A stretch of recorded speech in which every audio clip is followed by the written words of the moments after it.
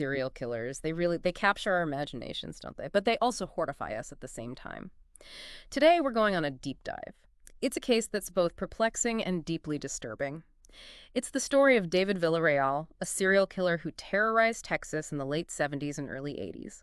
What we know about his confirmed victims is grim, but what makes this case truly unsettling, truly scary, is the possibility of more victims out there. Victims lost in the shadows of time. Yeah, Villarreal's case it's really like a puzzle with missing pieces. And you know what? Those missing pieces, they represent real people. They're potentially more victims whose stories we may never fully know. So let's start piecing together what we do know. Villarreal's first confirmed murder was Robert Johnson Manley II. It was in late 1978, early 1979.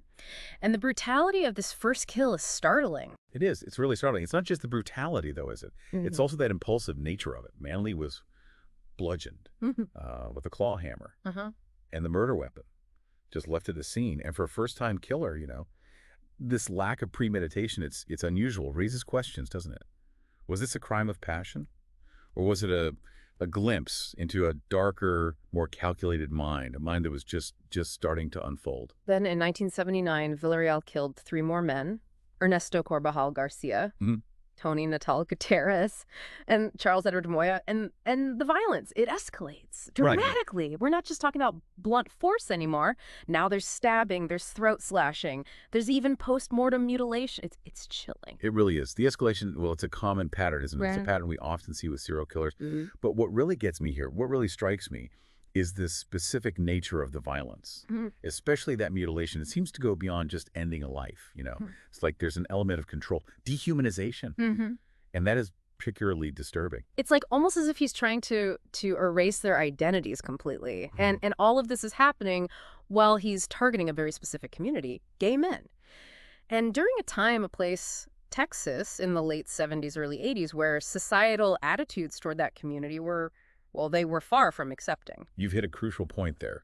The social context of Villarreal's crimes, they can't be ignored. Could this have been a factor in his victim selection? Did this societal prejudice, did it fuel his rage? And could that same prejudice have impacted the investigation itself, maybe even leading to missed opportunities, a slower response? Those are questions worth pondering. Absolutely. But here's where the timeline gets a little weird, takes an unexpected turn. Right in the middle of his spree, this is 1979, Villarreal is imprisoned. But not for murder. He's caught for burglary. It makes you wonder, what if he hadn't been caught for that burglary? Would those 2 years behind bars, have prevented more deaths? It's a chilling thought, isn't it? A chilling what-if scenario. Unfortunately, we'll never know for sure. But what we do know is that upon his release in 1981, Villarreal, he returned to San Antonio. And he seemed to pick up right where he left off. His final confirmed victim was 18-year-old Joe Edward Duke, bludgeoned to death with a cedar post. Again, that brutal, up-close, personal violence. The choice of weapon, it's almost like a signature. It's interesting, isn't it, why this consistent choice? Blunt force weapons. Could it be availability? Or does it tell us something deeper, something about his psychological state? Does it suggest a need to feel that impact, to be physically close to the act itself? These are the nuances that, well, they fascinate me. It really is like trying to understand the inner workings of a very, very dark and twisted mind. And just when you think you're starting to grasp the pattern, there's another layer. Villarreal's arrest. It came in Dallas. It was based on information linking him to his victims. And then, boom, a confession. And not just any confession. This wasn't just a confession to the murders we already knew about. Villarreal claimed to have killed 7 men, dating back to 1974. 2 more potential victims, just lost in the abyss of unsolved cases. 2 more lives potentially extinguished, their stories untold.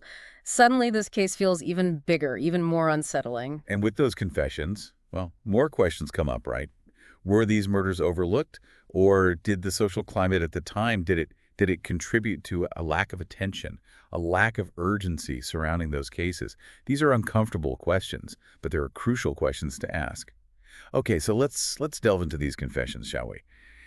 And that mystery surrounding those 2 potential victims, it's a murky area, isn't it? It seems like concrete evidence just fades into the shadows. It's almost like we're stepping into a time capsule, like going back to 1974, trying to uncover the truth, but within a society that might not have been as vigilant, as sensitive to these types of crimes as we are today, you know what I mean? Exactly, precisely. And that's why corroborating those confessions was It was so crucial. We can't just take his word for it, right? Investigators, they needed to find independent evidence, something tangible to link him to those additional murders. But wouldn't that be incredibly difficult after all this time? I mean, we're talking about cold cases from the 70s, a time when, well, forensic technology, it wasn't nearly as advanced as it is today. Yeah, you're absolutely right. Cold cases, they really are like puzzles. Puzzles where some of the pieces are, well, they're lost forever. Memories fade, witnesses disappear, and the physical evidence, it just deteriorates. So how do investigators even begin to approach a case like this? Where do they even start? It's meticulous work, really. They start by revisiting every detail, every single detail of the confession, looking for anything at all that can be verified. Names, dates, locations, anything that might lead to a missing person report, an old police file, maybe even a witness, someone who remembers something, Sure. anything at all that might help to connect the dots. It sounds like trying to find a needle in a haystack, doesn't it? Especially after all these Oh, years. it can feel that way sometimes. Mhm. Absolutely. But sometimes even the smallest detail, the tiniest thing can be the key. It can unlock a whole new avenue of investigation. Maybe, maybe a name that Villarreal mentions triggers a memory for someone. Or maybe an old newspaper clipping, something tucked away in an archive somewhere. It sheds new light on a case that was previously overlooked. So we're left with this haunting possibility then that there are families out there, families who may never know what happened to their loved ones. They're just trapped, aren't they? Trapped in a limbo of unanswered questions, forever searching for closure that may never come. That is the tragic reality of these cases. It really is. All right. The ripple effect, the effect of a serial killer's actions, they extend so far beyond the victims, so much further. It touches families, communities, and even the investigators, the people who dedicate their lives to seeking justice. Yeah. Let's shift gears a bit though. You mentioned how social context plays a crucial role in understanding these crimes. How did the societal attitudes, the attitudes towards the LGBTQ plus community in Texas during the 70s and 80s, how did that potentially impact the investigation into Villarreal's crimes? It's complex. Back then, there was so much stigma, so much discrimination surrounding homosexuality. And this prejudice, well, it might have created a climate where crimes against gay men were not taken as seriously, Right. or where victims, they might have been reluctant to come forward, Mhm. for fear of further Yeah. persecution. It's heartbreaking, isn't it, to think that someone might not report a crime or they might not even be taken seriously by law enforcement just because of their sexual orientation. Exactly. And this bias, this societal bias, it could have had a profound impact on the investigation itself. I mean, were all leads pursued with equal vigor? Were potential witnesses thoroughly questioned? Did investigators truly understand the dynamics within the community they were investigating? These are questions that, well, they need to be asked, even now, even decades later. It makes you wonder, doesn't it? If those two potentially unsolved cases, if they might have received more attention, if they might have been pursued more aggressively, if societal attitudes had been different. It's a difficult question, Yeah. really difficult question. And there's no easy answer. But it does highlight the importance of awareness, Yeah. understanding how these biases, how these societal biases can impact not only the crimes themselves, but also the pursuit of justice. We're delving deeper into this case, and I'm finding myself wanting to understand more about him, more about the man behind these horrific acts. What can you tell us about David Villarreal's psychology? Was there anything in his background that hinted at this capacity for violence? Unfortunately, we don't always have access to the full psychological profiles of these individuals, but we can look for patterns, look for clues that might help us understand what might have led him down this dark path. So let's dive into that. What are some of the common threads, the things that researchers have found when studying the backgrounds of serial killers? There's some recurring themes: Mm. childhood trauma, abuse, social isolation, a fascination with violence. But it's crucial to remember that these are risk factors. They're not predetermined outcomes.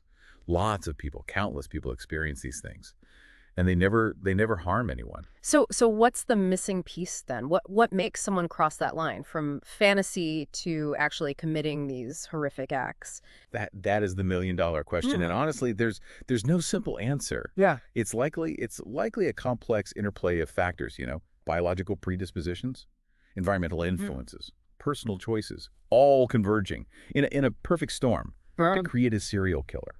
So in Villarreal's case, we may never know the exact recipe for his monstrous behavior, but we can examine the evidence, the patterns, and try to piece together some understanding of the man behind the murders. Precisely. And remember, our goal here, it isn't to excuse him. It's not to condone his actions.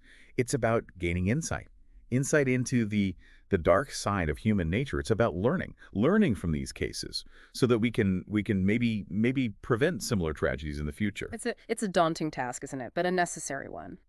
Speaking of prevention, let's talk about those trials and his sentencing. Did Villarreal ever face justice for those 2 additional murders that he confessed to?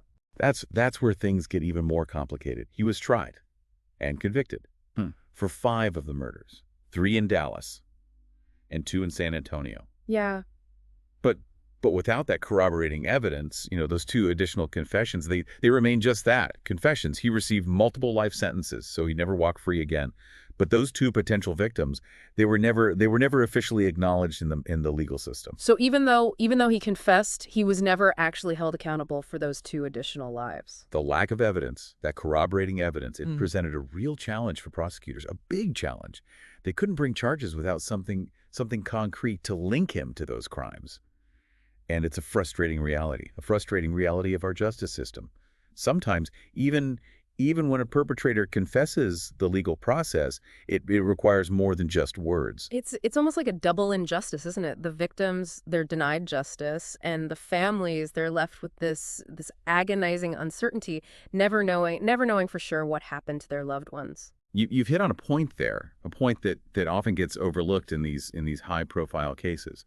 The victims and their families, they deserve our empathy and our commitment to seeking the truth. It's a sobering reminder, isn't it, that behind those headlines, behind the psychological profiles, there are real people whose lives have been shattered. And that brings us back to the importance of understanding the broader context of these crimes. Yeah. How did societal attitudes, law enforcement practices, even the media coverage, how did all of that potentially impact the investigation and the pursuit of justice? These are questions worth exploring further, especially as we strive to learn from the past and to create a safer future. Those are profound points, but we're nearing the end of our deep dive now into this complex and disturbing case. What final thoughts would you like to leave our listeners with? What can we learn? What can we learn from David Villarreal's story, and how can we apply that knowledge to the world around us? It is fascinating, isn't it? How we try to categorize serial killers, Yeah. try to find some pattern or a label that helps us to make sense of these horrific acts. But the reality is they defy categorization, don't they? They really do. These labels, like organized versus disorganized, or lust killer versus power killer, they might be useful as starting points, but they rarely captured the full complexity of these individuals. Yeah, and David Villarreal, he's a perfect example of that, isn't he? Brutal, seemingly impulsive, yet capable of planning, of manipulating. He craved attention, but then claimed no remorse. It's almost like he was intentionally trying to create this confusing, contradictory persona. It is, and it's a common tactic, isn't it? It's something we see with some serial killers, a way to exert control, to keep investigators off balance, and even to manipulate public perception. Absolutely, and that manipulation, it can continue right through his trials. Initially he demanded execution, but then he pleaded guilty. He claimed no remorse, yet he seemed to relish that media spotlight. It's like he was playing a game, using the legal system as his stage. It's chilling when you think of it that way. It makes his crimes seem even more calculated, even more sinister. But how do we reconcile that calculated behavior with those the impulsive early murders? The ones where he left the murder weapon at the scene. Right, and that's one of the many contradictions that make Villarreal's case so intriguing. Was he evolving as a killer? Becoming more and more sophisticated over time? Or was that initial impulsivity, was that all a facade? Just a way to mislead investigators early on? We may never know for sure. We keep coming back to these unanswered questions, don't we? It feels like there are so many loose ends, so many pieces of the puzzle that are just missing. And that brings us back to to those two potential victims whose cases remain unsolved. What advice would you give to someone who's really affected by this case, someone who's just haunted by those unanswered questions? That's a difficult question, isn't it? There's no easy answer. I think I think for some, closure might come from continuing to research, Yeah. to dig deeper into the information that's available, and to connect with others who are also invested in finding the truth. For others, closure might come from focusing on the victims, on remembering their lives, and advocating for justice on their behalf. Ultimately, that path to healing, it's personal, isn't it? It's unique to each individual. Yeah, it's a powerful reminder, isn't it, that while we might be fascinated by these intricacies of these cases, there are there are real people behind the headlines, people who've suffered unimaginable loss. Exactly, and that's why it's so important to approach these cases with sensitivity Hmm. and with respect. Our goal, it should never be to sensationalize the violence or to glorify the perpetrators. It should always be to seek justice for the victims, to learn from the past, and to contribute to a safer and more just world. So as we wrap up our deep dive into the case of David Villarreal, I wanna leave our listeners with a thought to ponder, do a little digging on your own. What can you find out about unsolved cases in your area? Maybe do a little research on criminal psychology and the study of serial killers. There's a whole world of information out there, and the more we learn, well, the better equipped we are to confront the darkness. And always remember the victims. They deserve our remembrance. They deserve our empathy and our commitment to justice. And let their stories be a call to action. A reminder that we all have a role to play in creating a world free from violence and from fear.